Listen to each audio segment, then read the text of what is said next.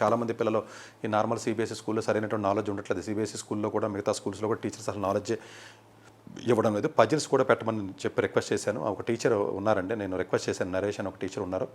So ఆయన request చేస్తే మొన్న నా దగ్గరికి వస్తే లేదండి తప్పనిసరిగా మీరు అడిగారు కాబట్టి చెప్తానన్నాడు. సో ఆయనకి చెప్తారు. సో ఆ ఫైనాన్షియల్స్ ఏజెంట్ వాళ్ళతో మాట్లాడుకుని ఆ అమౌంట్ వాళ్ళకి ఇచ్చుకోండి. సో ఆ ఇన్స్టిట్యూట్స్కి కానీ లేకపోతే వాటికి కానీ నాకు ఇది ఉండదు కానీ బట్ డెఫినెట్గా కొంచెం బెటర్గా ఉన్న ఫ్యాకల్టీని చెప్తాను. మా దగ్గర కౌన్సిలింగ్ ఎన్నో సంవత్సరాలు చూస్తున్నారు. మేము టీచర్స్ నెంబర్లు ఇస్తాం. డెఫినెట్గా వాళ్ళు బాగా చెప్తారు. అలాంటి ఇబ్బంది ఏమి ఉండదు.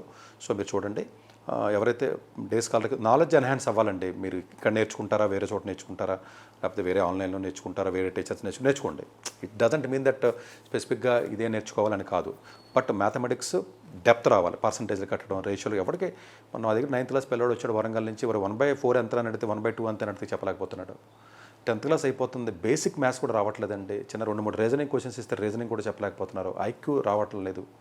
4-5 లెక్కలు చేయలేకపోతున్నారు. ఒరే స్క్వేర్ రూట్ ఏది ఎంత అంటే చెప్పలేకపోతున్నారు. ఒరే ఈ 3/4 పెద్దదా 2/3 పెద్దదా అంటే చెప్పలేకపోతున్నారు 9th క్లాస్ పిల్లడు, 10th క్లాస్ పిల్లడు. అంత అద్భుతమైన పరిస్థితుల్లో మన ఎడ్యుకేషన్ సిస్టమ్ ఉందండి.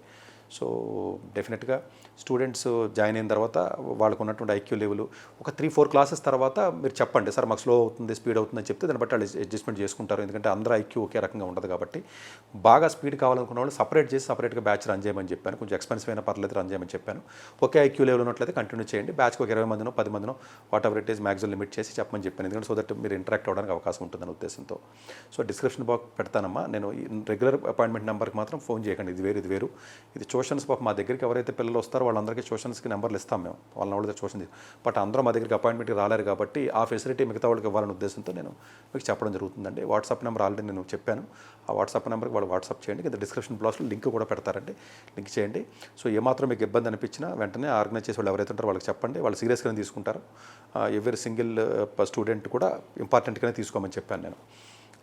మరి స్టూడెంట్ సీరియస్గా లేకపోతే మాత్రం ఎట్టి పరిస్థితుల్లో జాయిన్ అవ్వద్దు. సిన్సియర్గా వర్క్ చేయాలి, హోంవర్క్ చేయాలి, మొబైల్కి అలాంటి ఎడిక్ట్ అవ్వకుండా చక్కగా క్లాసులు వినాలి. ఇలాంటి ఏమీ లేకుండా సరిగా చదవకుండా గాలికి తిరిగి ఏదో టైంపాస్కి విని లేదా సోఫాల్లో కూర్చుని విని బ్యాచ్ ఎవరైతే ఉంటారో దయచేసి దండం పెట్టి చెప్తున్నా వాళ్ళు జాయిన్ అవ్వకండి. దీంట్లో మిగతా పిల్లలు అనవసరంగా పాడైపోతారు. బాగా సిన్సియర్గా నేర్చుకుందాం అన్న కసి ఎవరైతే ఉంటారో వాళ్ళ జాయిన్ అవ్వండి. పక్కన తల్లిదండ్రులు కూడా కూర్చోండి, వాళ్ళు కూడా వినండి. మీకు కూడా అర్థమవుతుంది. పేరెంట్స్ కూడా వినండి. సో అట్లీస్ట్ మీకు కూడా నాలెడ్జ్ వస్తే మీరు చెప్పడానికి ఉంటుంది. పేరెంట్స్ వినాలి దయచేసి, వింటే మీకు అర్థమవుతుంది.